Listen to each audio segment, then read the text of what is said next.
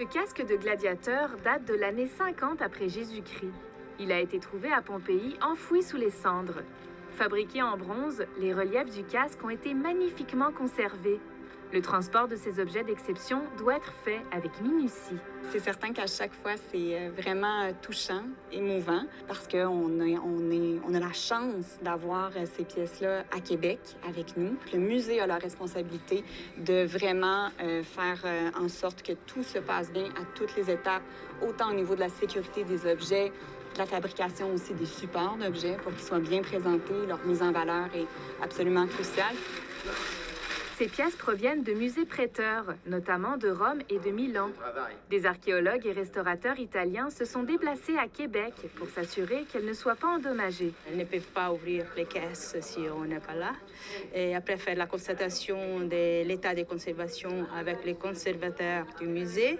Et après, attendre qu'on mis l'objet là où sera à sa place. Les caisses de transport voyagent par avion et sont fabriquées sur mesure. Ces pièces parcourent les 4 coins du globe et peuvent se détériorer avec le temps. Il faut continuer à vérifier l'état de conservation, le déplacer le moins possible. Il ne faut pas voir seulement l'objet, mais il y a beaucoup d'histoires derrière l'objet et qui les objets nous racontent. Le Musée de la Civilisation a l'habitude de collaborer avec de grandes institutions muséales. Une réputation qui donne toutes les chances au développement de partenariats durables. J'ai jamais vu une chose comme ça, ouais. Ils sont vraiment une chose qu'on n'a pas en Italie parce qu'ils sont très spécialisés. Ils sont très délicats, très patients. Et ils ont des laboratoires où ils peuvent faire tout ce qu'on a à leur demander. Et alors ça, pour nous, c'est une chose, comme on dit, vraiment précieuse.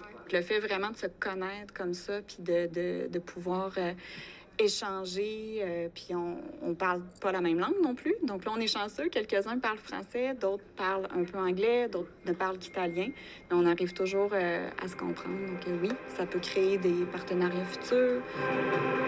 Au total, 160 pièces provenant des sites archéologiques de Postum, Pompéi et du Colisée de Rome formeront le corpus de la nouvelle exposition Gladiateurs, héros du Colisée, présentée dès le 21 juin.